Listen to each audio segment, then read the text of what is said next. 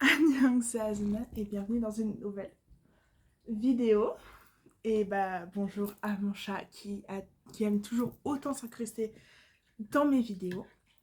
Bref, j'espère que vous allez bien et on se retrouve pour une vidéo pas prévue à la base parce que normalement j'aurais dû sortir ma vidéo sur mon travail de maturité. Sauf que en fait, c'est pas que j'ai pas eu le temps, c'est que j'avais pas l'énergie de vraiment écrire, de travailler dessus. C'était quand même un projet qui a duré 2 ans, un an, pardon, qui a duré 1 an. Et je voulais vraiment faire quelque chose de bien et j'ai pas eu l'énergie de le faire. Et du coup, à la place, j'ai décidé de faire un nouveau concept qui s'appelle du coup Point Lecture. Parce que un de mes objectifs de cette année, c'est de lire plus de livres. Et j'ai décidé en fait de vous partager ces lectures. Donc c'est pas la même chose que les recommandations de livres. Ça c'est des livres que j'ai lus et je vous donne mon avis dessus. C'est pas forcément que je vous recommande de les lire. Enfin, soit si vous voulez les lire, lisez-les vraiment. Mais voilà, j'ai envie de parler un peu des livres que j'ai lus. Et n'hésitez pas à me dire si ça vous intéresserait en fait que je fasse la même chose pour des films, des séries, des podcasts, enfin je sais pas, d'autres trucs comme ça, autres que la lecture. Voilà. Alors, je précise avant toute chose que ce n'est que mon avis, qui n'engage que moi. Si vous voulez vous faire votre propre avis, lisez le livre. Et puis, si vous avez lu un de ces livres, n'hésitez pas à me dire en commentaire ce que vous en avez pensé.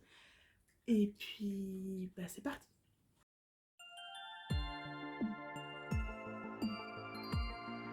Je vais commencer par une duologie qui s'appelle Les Reflets de papier, donc tome 1 et tome 2. Qui sont sortis, je crois, ce tome-là à la fin de l'année passée, novembre 2022. Celui-là est sorti en janvier 2023. Du coup, ça s'appelle Les Reflets de papier et ça a été écrit par, je vais complètement mal prononcer son nom, Raja Svir. Je sais pas du tout comment ça se prononce. Ça s'écrit comme ça, mais je sais pas comment ça se prononce. Bref. Du coup, je vais vous lire les résumés. Donc, pour le tome 1 des Reflets de papier, je vais lire littéralement. Hein. Quand les mots soignent les mots. Anorexique, Lévi est incapable d'affronter son reflet. Il fuit les miroirs et les regards des autres qui le renvoient à sa maladie. Elias dissimule ses blessures derrière l'image lisse et parfaite qu'il entretient sur Internet. Le premier sait qu'il a besoin d'aide. Le second l'ignore encore. Voisins de chambre à l'hôpital psychiatrique Sainte-Grâce, Lévi et Elias font connaissance dans des conditions difficiles.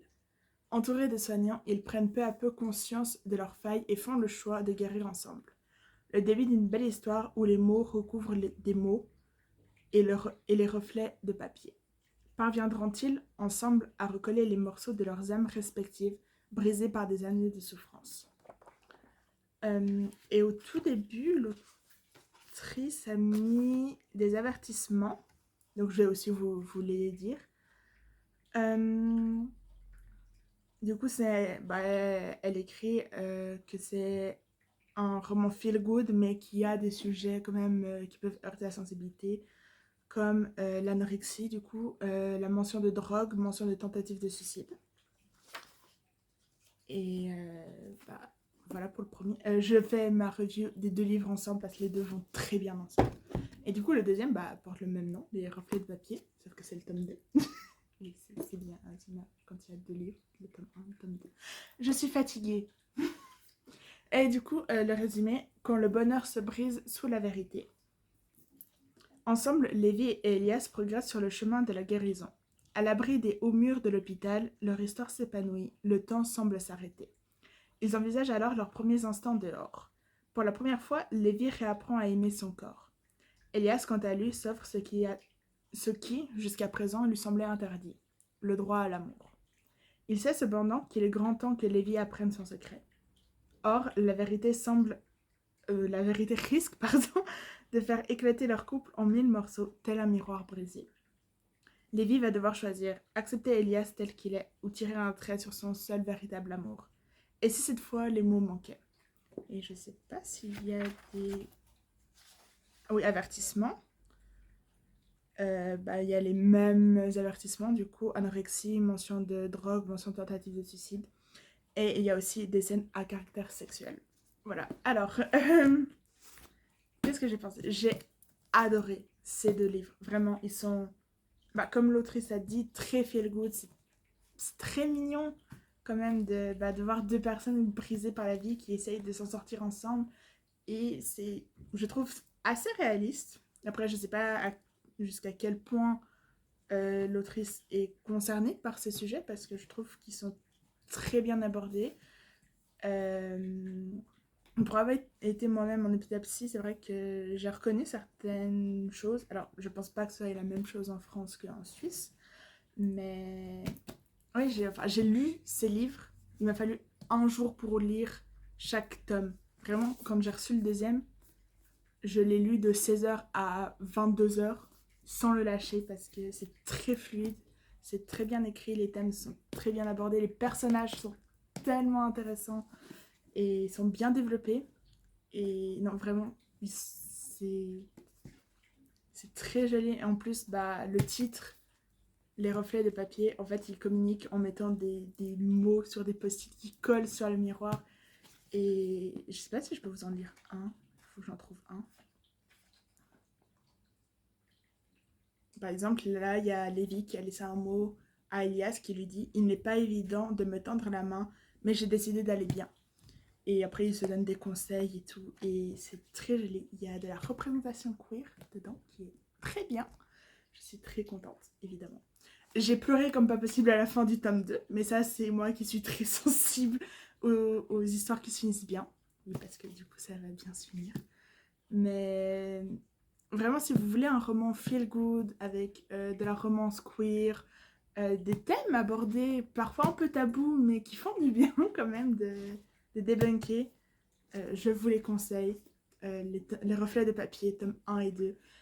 Dans la mesure du possible, essayez de lire les deux à la suite parce que dans le tome 2, il est fait mention des événements qui se passent dans le tome 1, parce que c'est littéralement la suite. Et voilà.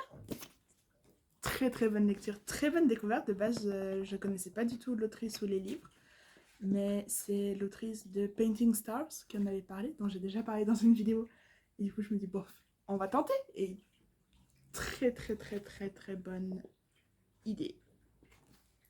Donc voilà. Maintenant, je vais parler de toujours plus de Lena Situation, qui du coup est un livre de développement personnel. C'est la première fois que j'en lis un en fait, parce que jusque-là, c'est vrai que pour moi, les livres de développement personnel, c'est un peu, on te dit comment vivre ta vie et tout, et puis en soi, c'est juste des gens qui veulent se faire de l'argent, à mon sens. Mais voilà, j'aime bien la youtubeuse Lena Situation, donc je me suis dit, bon, je vais lire son livre, donc je vais lire le résumé. Je vous jure, il est bien, achetez-le. Parce que depuis le lycée, Lena est une adepte du développement personnel. Elle a souhaité faire de ce livre un guide pratique à destination des jeunes pour dire non à la déprime, à la morosité et à la spirale du négatif, oui au positif, à la joie, à l'acceptation de soi et à la réussite. Un manuel pratique et militant de bonne humeur et d'esprit positif, qu'elle résume elle-même sous la formule X égale plus. Enfin, plus égale plus, c'est la formule qui est là. Donc le positif attire le positif. Alors, je vous ai dit, je ne suis pas très fan de développement personnel. Enfin, en soi, je trouve ça très intéressant, mais je préfère lire un livre de psycho ou de philo que vraiment un livre comme ça. Mais celui-là était pas trop mal. Je m'explique. Comme j'ai dit, j'aime bien cette youtubeuse et elle part de son expérience un peu pour raconter des choses qui l'ont aidée. Et il y a aussi comment dire, il y a des petits exercices, il y a des feuilles assez bien faites qui parlent par exemple de relations toxiques, là maintenant j'ai plus de, voilà, les bases d'une amitié saine comme bien vivre en colocation, un guide pratique quand tu commences ta vie d'adulte et tout.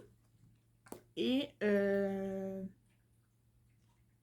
j'ai bien aimé, mais personnellement ce qui m'avait plus touché dans son histoire, c'est quand elle a fait son Draw My Life. En fait, elle raconte le début de sa vie, parce que là aussi, elle parle des anecdotes de sa vie. Et je sais pas, je la sentais presque plus authentique en vidéo que par écrit. Alors c'est très intéressant, je ne dis pas, je pense qu'il y a des choses dont je vais me souvenir, mais ouais, c'est pas le livre que je retiendrai, c'est pas celui que je relirai le plus. C'est intéressant à lire une fois, mais voilà, comme j'ai dit, je préfère regarder sa vidéo Draw My Life, où je trouve que c'est plus inspirant que ce qu'elle a pu écrire là. Après, ce n'est que mon avis. Peut-être que vous l'avez lu et que vous l'avez adoré, ce que je peux comprendre. Mais en tout cas, je trouve que c'est une femme qui est très inspirante et qui donne envie en fait d'essayer et d'aller plus loin. Et bah, toujours plus. Voilà. J'ai pas grand chose à ajouter, hormis qu'il y a de jolies illustrations. Si je sais. Enfin, c'est très bien écrit, on retrouve énormément son univers. Voilà, il y a des pages colorées, c'est très coloré. Ça... Après, je sais pas si tous les livres de développement personnel sont comme ça. Je vous ai dit, j'en lis pas, donc... Mais voilà, intéressant, on va dire. A contrario, j'ai préféré la BD de son papa. Du coup, Papa Situation de Karim Mafouf, qui du coup est le père de Lena Situation, de son vrai nom, Lena Mafouf, où en fait il a écrit une BD où comment il est passé de Karim Mafouf, père de famille, à Papa Situation sur YouTube. Et en fait c'est très drôle, c'est très intéressant. Il est dessinateur à la base et ça se voit dans sa BD. Et bah, c'est drôle, c'est léger, ça se lit très facilement, ça se lit très rapidement. Et justement, il parle un peu de lui, d'où il vient, comment il en est arrivé là, et bah, comment sa fille, après, est arrivée en lui disant «Ah, je veux faire YouTube», et lui qui se retrouve, et qui a l'air un peu en décalage, mais bah, c'est drôle, c'est léger, ça se lit très bien. Il y a des blagues, il y a des informations très intéressantes, il y a aussi bah, comment gérer son enfant, enfin, pas comment gérer son enfant qui est youtubeur, mais comment faire quand un de ses enfants est youtubeur, youtubeuse, et bah voir comment ça impacte en fait tout le monde. Et ouais, c'est très intéressant. Ouais. Enfin, j'ai l'impression de me répéter parce que là non plus, j'ai pas grand chose à dire. Voilà, j'ai beaucoup aimé. Il y a aussi des références à des vidéos que Lena a faites, des polémiques qu'elle a eues et tout. Donc, une très bonne BD que j'ai beaucoup aimé. Et voilà. Et en plus, j'aime bien son père de base. Enfin, de ce que j'ai pu voir dans ses vidéos, il est très drôle et il est très gentil et très bienveillant. En restant avec les BD, j'ai lu très récemment Ne m'oublie pas de Alix Garin. Et c'est une BD qui est assez grande, mais en vrai, elle se lit très rapidement. C'est très joli. Je vais peut-être éviter de montrer des... Alors, c'est grand, c'est joli, c'est fluide. Du coup, pour l'histoire, Marie-Louise embrasse la mer pour moi. C'est la toute dernière chose que ma mère m'ait dite. Tu sais quoi, mamie? Et si on y allait vraiment? La grand-mère de Clémence souffre de la maladie d'Alzheimer. Pardon. Face à son désespoir, elle prend la décision de l'enlever de la maison de retraite et de prendre la route en quête de l'hypothétique maison d'enfance de sa mamie. Une fuite, une quête, un égarement, l'occasion de se retrouver. À moins que ce ne soit les adieux. J'ai beaucoup aimé cette bande dessinée. Bon, il m'a fallu beaucoup de temps pour comprendre que Clémence était une fille. J'ai cru que c'était un garçon à la base. Après, elle s'appelle Clémence, donc je suis pas très maligne non plus. Mais c'est à la fois léger et lourd parce qu'on comprend cette jeune adulte qui a grandi avec sa grand-mère, en fait, parce que sa mère était très occupée et très prise par son boulot et qui la voit sombrer dans cette maladie d'Alzheimer. Et les aides-soignants disent juste, bah voilà, elle fugue trop, donc on va juste la mettre sous calmant et puis attendre que bah, malheureusement elle décède parce qu'elle ne peut pas vivre seule et c'est une trop grosse charge pour sa famille. Et il y a Clémence qui se dit, mais je vais l'amener voir sa maison d'enfance parce que c'est la seule chose dont elle parle. Dans sa tête, c'est comme si c'était une petite fille qui veut rentrer voir ses parents. Et justement, il y a tout ce passage. Enfin, en fait, il y a deux histoires en parallèle. Il y a le voyage de la grand-mère et de la petite fille. avec des flashbacks de la vie de la petite fille, donc Clémence, mais aussi la déposition de Clémence à la police, parce que elle a quand même kidnappé quelqu'un, quoi. Mais c'est très joli, c'est une belle histoire, j'ai failli pleurer à des moments. Par contre, il n'y a pas de trigger warning, de choses qui peuvent heurter la sensibilité, donc moi je vais en rajouter. Ça parle d'homophobie, de maladie. Il y a des scènes d'agression physique et de mention d'agression sexuelle. Et il y a des scènes à caractère sexuel. Il y en a deux. Enfin, une et l'autre est sous-entendue, mais voilà. Mais c'est à la fois joli, poétique et très triste. Et oui, ça se lit très rapidement. J'ai lu, je pense, en même pas 1 heure. Et ça parle de relations humaines, de relations familiales, de relations...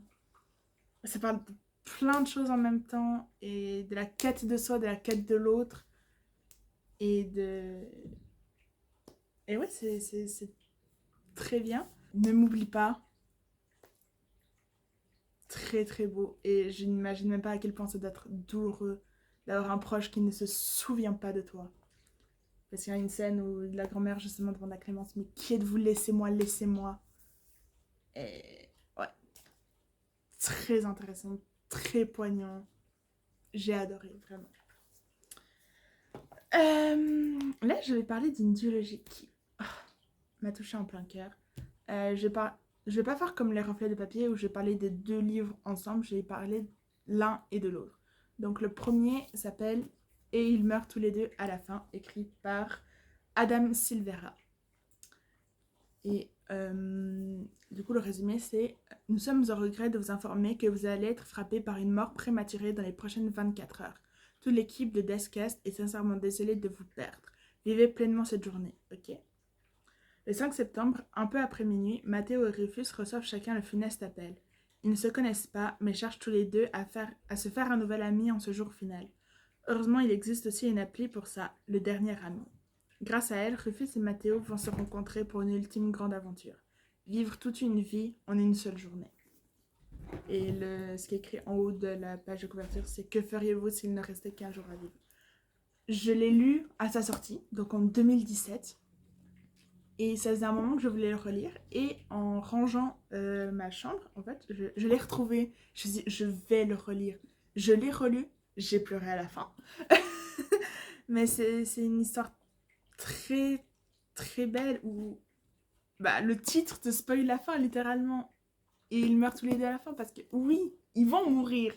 Mais tout le long du livre, on se dit, mais non, ils ne peuvent pas mourir parce qu'on s'attache à ces 2 garçons qui sont jeunes, ils ont 18 et 19 ans, je crois.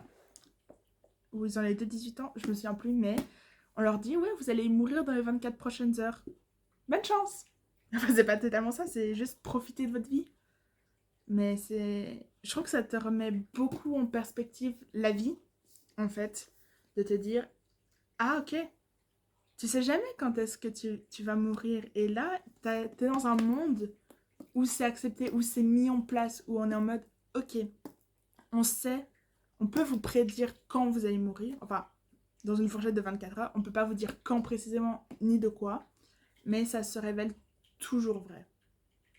Et c'est juste très très beau, très... Après, quand tu poses le livre, tu te poses des questions, mais c'est vrai qu'on ne profite pas de la vie, et que c'est à ce moment-là qu'ils se disent, mais j'aurais dû profiter avant. Il y a un passage où en fait ils vont en boîte de nuit pour danser et il y a Mathéo qui est très anxieux et il se rend compte en fait que personne va se dire, enfin va prévenir sa amie en mode, ah mais il y a un gars bizarre qui danse et tout le monde s'en fiche, et il se dit mais c'est ironique qu'il m'avait fallu toute ma vie pour me rendre compte de ça et que maintenant je vais mourir. Et c'est vraiment beau, j'ai adoré vraiment. C'est Si vous vous posez des questions en mode comment les gens vivent, comment on réagit quand on apprend qu'on va mourir, et ces expériences qu'on veut faire avant de mourir, mais il y a aussi les différentes réactions des personnes qui vont mourir. Il y en a qui sont résignées, il y en a qui font tout comme d'habitude, il y en a qui se disent quitte à mourir, autant amener plus de gens avec moi. Enfin, c'est très humain. Voilà, c'est ça, c'est que chaque personne a une réaction différente et c'est peut-être ça le plus beau, c'est qu'on n'est pas égaux face à la mort, mais au moins. Enfin, j'ai du mal un peu à m'exprimer parce que j'essaie de pas trop parler de celui-là parce que j'ai très très envie de parler du deuxième parce que c'était mon préféré. Mais voilà, très bon livre qui remet bien les choses en perspective et qui te fait te poser des questions en mode ah oui, mais si je venais à mourir demain, est-ce que je serais satisfait de ma vie? Voilà, j'ai adoré.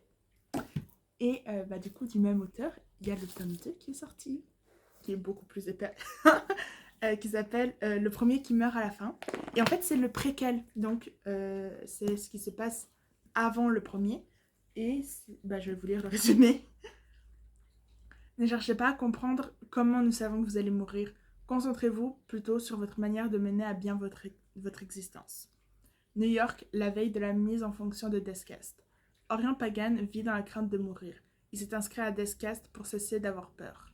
Valentino Prince vient juste de s'installer à New York, prêt à mordre la vie à pleines dents. Lorsqu'Orion et Valentino se croisent à Times Square, c'est le coup de foudre. Mais les premiers appels de Deathcast commencent à tomber, bouleversant leur vie. L'un a reçu l'appel, l'autre pas. Et j'ai adoré ce livre. J'ai pleuré comme pas possible tout le long du livre. Vraiment. Je vais essayer de pas trop vous spoiler, mais voilà. Ça raconte les débuts de Deathcast. C'est comment ça. C'est le premier lancement. Enfin, c'est même pas le premier lancement, c'est le lancement. C'est les premiers appels et ça montre aussi comment ça va changer la société. Parce que c'est vrai que si vous vous rendez. Enfin, ils prennent l'exemple des médecins. Mais si par exemple vous avez un patient qui vient dans votre hôpital et qui dit j'ai reçu l'appel d'Escast, qu'est-ce que vous faites? Est-ce que vous allez gaspiller des, des ressources pour soigner quelqu'un qui va forcément mourir? Mais est-ce éthique de faire ça? C'est tout des questions comme ça que ça pose parce que dans ce tome-là, c'est déjà implanté là dans la société. C'est déjà normal pour les gens, en fait. Voilà, ça fait 5 ans que ça a été mis en place. Les gens sont au courant. La société a évolué avec. Mais là, c'est les débuts. C'est vraiment comme si demain, en fait, cette application a été lancée. Il y a des problèmes au tout début. Euh, alors, toutes les personnes qu'ils ont appelées sont mortes, en effet. Enfin, vont mourir parce que c'est le but. Mais moi, j'ai préféré le préquel parce que je sais pas, j'ai adoré l'histoire entre Orion et Valentino. C'est des garçons qui je sais pas comment l'expliquer très bien, mais Valentino a fui sa Floride natale pour aller s'installer à New York, pour commencer sa vie à zéro avec sa sœur jumelle pour devenir mannequin. Et de l'autre, on a Orion qui a perdu ses parents lors du 11 septembre 2001 et qui a un problème de cœur et qui peut mourir à n'importe quel instant. Et ils se retrouvent, ils se rencontrent et il y en a qu'un des deux qui reçoit l'appel et du coup c'est d'essayer de vivre une vie entière en une journée et c'est magnifique. Il y a de très belles leçons, il y a de très beaux messages et il y a de belles images filées parce qu'Orion écrit. Je vais essayer de retrouver un de mes passages préférés qui est pas du tout très long. Genre, c'est vraiment une page, mais c'est au tout début. Il y fait écho à la fin, mais ça, je vais pas trop vous raconter la fin parce que.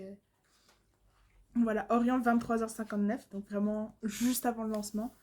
J'ai créé des histoires courtes parce que la mienne en est une. Je préférerais que ce soit un roman.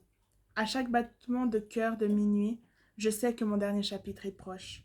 Je lève les yeux sur Valentino, me demandant ce que la vie aurait pu m'offrir si j'avais davantage de pages en moi. Et c'est juste beau. Et c'est deux personnes qui se sont rencontrées, qui ont un coup de foudre et qui pourront pas vivre la vie qu'ils voulaient avoir et qui doivent vivre justement une vie entière d'expérience et de rencontres en une seule journée. Et c'est ça qui est beau. C'est que c'est très poignant et moi j'étais complètement impliquée dans l'histoire et je me suis dit c'est pas possible.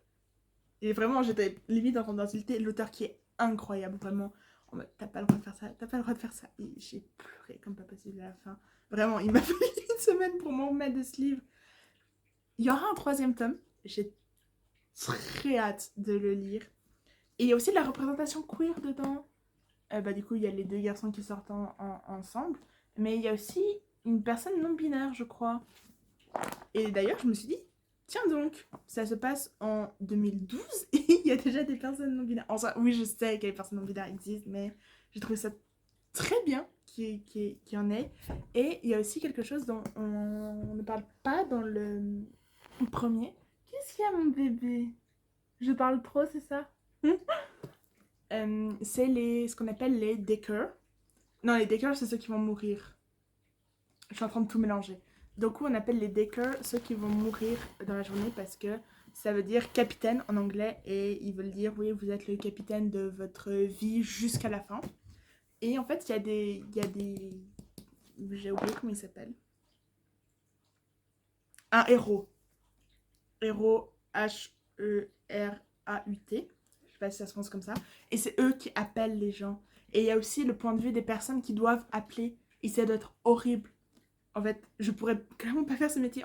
Tu appelles des gens pendant 2 heures en leur disant voilà, aujourd'hui vous allez mourir et tout. Et il y en a qui arrivent très bien à s'en accommoder et d'autres pas du tout. Et c'est ce que je disais pour le premier, c'est que c'est un livre très humain. Et on voit, il y a des personnes pour qui ça ressort leur meilleur côté et d'autres leur pire côté.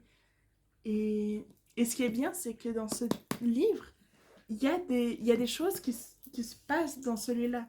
Par exemple, les 2 personnages qu'il y a là, Rufus et Matteo, ils en sont fond. On parle d'eux très brièvement en disant qu'ils sont enfants et tout, mais on les retrouve après là. Dans celui-là, ils parlent de l'application Le Dernier Ami et on apprend comment elle a été créée, cette application, dans ce tome. Et en fait, ces 2 livres sont connectés. Alors, c'est vrai que j'ai un peu réfléchi à dans quel sens le lire du coup, puisqu'on a le tome 1 et le préquel. Mais en fait, après, vous faites comme vous voulez, mais dans mon avis, je pense que c'est mieux de lire dans l'ordre dans lequel ça a été publié. D'abord celui-là, qui en fait installe l'univers et explique... enfin, même pas besoin d'expliquer les règles en soi, c'est juste... C'est fait, c'est mis, c'est acquis, c'est normal. Et après de lire le préquel, expliquant comment on en est arrivé à ça. Et ouais, je me suis dit, j'ai clairement préféré celui-là. Et j'ai très envie de le relire, mais en même temps, j'ai pas envie de repleurer. Mais en tout cas, j'espère qu'un jour, il y aura une adaptation en film de ces livres, parce que je veux voir ça au cinéma. Je veux. Mais par contre, si c'est mal fait, je vais clairement rager. C'est pas possible. Mais bref. Et ils meurent tous les 2 à la fin, et le premier qui meurt à la fin. Incroyable. Mon objectif, c'est d'avoir ces livres en anglais et de les lire en anglais dans la langue dans laquelle ils ont été écrits, parce que... Bref, très bon livre. Surtout si vous interrogez plus dans tout ce qui... dans notre rapport au temps et à la vie, à la mortalité. En mode, justement, il vous reste une journée à vivre. Qu'est-ce que vous faites? Et je trouve que c'est tellement intéressant. Il y a tellement de messages entre les personnes qui savent qu'il va mourir et qui l'acceptent, mais c'est ses proches autour de lui qui veulent pas. Et c'est très beau, c'est très triste. Mais ça te fait réfléchir. Et j'adore les livres qui te font réfléchir sur toi, sur ta vie et sur le monde. Très bon livre. Et on arrive au dernier livre, alors qui est un recueil de textes. C'est la première fois que je lisais un recueil de textes. C'est vrai que, enfin, je sais pas si c'est un recueil de textes ou de poèmes, honnêtement, parce que c'est à la fois des poèmes mais à la fois des textes. Donc, ça s'appelle Les étoiles se sont éteintes avec toi, de Eden Wembo. En fait, non, je vais vous lire le résumé. Faut que j'arrête de vouloir raconter l'histoire. Je vais lire le résumé. Que se passe-t-il après avoir perdu celui qui, par sa simple présence, nous faisait vivre? Parce qu'on ne se demande pas souvent ce qui arrive après la mort pour ceux qui restent ici, présents avec l'absence comme moteur vital. Ce recueil de poèmes appelle au recueil de soi-même, lorsque la perte d'un être cher nous fait perdre tous nos repères. Mélancolique, tragique, ces quelques vers explorent de manière crue les recoins à la fois sombres et lumineux du deuil, éprouvant au rythme de l'auteur les différentes phases de ce cheminement psychologique douloureux. Une subtilité authentique, Eden nous partage l'envers du décor en poétisant la mort.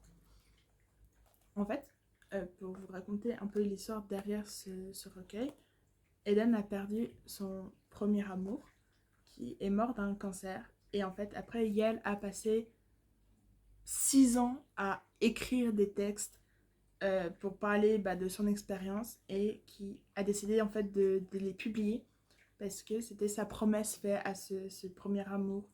C'est je publierai un livre, enfin mon premier livre parlera de toi, je te le promets. Et déjà l'histoire en soi derrière ce recueil est triste à pleurer. Mais lire ça, c'est fait pour me déchirer le cœur en deux en fait. Parce que c'est à la fois triste, poétique et tellement... Je sais pas comment l'expliquer, mais bon, déjà la mise en page est vraiment belle. J'ai pu parler avec l'auteurice, qui est une personne incroyable. Allez suivre cette personne sur Instagram, vraiment. Et en fait, c'est elle qui a fait toute la mise en page, qui a réfléchi et tout. J'ai essayé de vous trouver un passage là, où en fait, elle joue vraiment avec la mise en page. Et en fait, on suit vraiment tout son processus de deuil.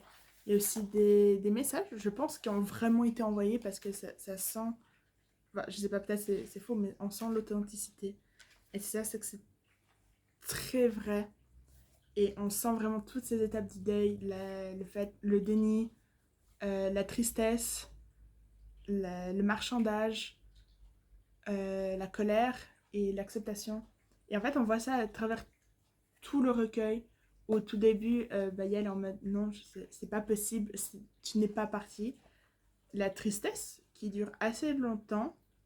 Après la colère envers le monde, envers cette personne, envers soi-même. Le marchandage en disant je veux te rejoindre, enfin je vais changer ma vie contre la tienne, te donner mon cœur pour que tu vives. Enfin, je ne peux pas vivre sans toi. Et enfin, l'acceptation. Et il y a un passage, je vais essayer de le retrouver parce que là, je croyais en mourir, et puis l'océan de mes larmes a fini par s'assécher. Une mince étincelle a jailli dans mon cœur. Certaines nuits, tu me manques, plus que d'autres. Mais je dois vivre, la vie que tu ne vivras jamais. Et en fait, c'est ça, c'est... Il y a aussi toute une métaphore sur les étoiles, parce que Aiden raconte que ce garçon était son étoile, qui est parti rejoindre les autres, et c'est comme si toutes les étoiles du ciel se sont éteintes, et qui... Et à la fin, vraiment, la dernière phrase, c'est comme disait Apollinaire, il est grand temps de rallumer les étoiles, et j'espère te compter parmi elles. Et en fait, c'est toute cette... J'arrive pas à exprimer vraiment ce que j'ai ressenti en lisant ce livre, parce que c'est très bien écrit, ça résonne en toi. Je n'ai heureusement pas vécu énormément de deuil, voire très peu. J'ai pas perdu énormément de personnes dans ma vie par la mort, mais j'ai déjà dû faire des deuils de personnes qui sont toujours en vie et ça reste pas moins douloureux. C'est vraiment beau, c'est très vrai, c'est très authentique. J'ai aussi pleuré comme pas possible. J'ai déjà lu 2 fois, je veux le relire. Et, et vraiment, c'est un recueil de textes, de poésie, mais à l'état pur, c'est vraiment une saignée de sentiments. Et on sent que Eden avait besoin de ça pour aller mieux. Et vraiment, très belle histoire, très beau recueil, écrit par une incroyable personne, vraiment. De toute façon, pour toutes les personnes, si ces personnes ont un compte Instagram ou des réseaux sociaux, je vous les mettrai en description, mais je vous le conseille vraiment parce qu'il est vraiment très très bien et je l'ai adoré. Et ouais. C'est la première fois que j'en lisais un de recueil de textes et je pense pas que je vais m'arrêter à celui-là parce que c'est une forme différente mais j'aime bien. Du coup, voilà. J'ai fini avec mes livres que j'ai lus du coup entre décembre et début février. Donc, n'hésitez pas à me dire ce que vous en avez pensé de ce nouveau format. Je pense que je l'affinerai avec le temps. Si vous avez lu des livres, et n'hésitez pas à me donner votre avis. N'hésitez pas non plus à me dire si vous voulez que j'étende ce format à des films, séries et autres que juste des livres. Et peut-être qu'une fois je ferai une partie, enfin une vidéo avec vos suggestions de livres. Donc si vous avez des livres à me suggérer, n'hésitez pas. Je vais essayer de lire beaucoup plus cette année. Et je vais essayer aussi d'être régulière. Mais je vous dis à la prochaine pour normalement la vidéo sur mon travail de maturité. En attendant, prenez soin de vous. Je vous aime. Goodbye.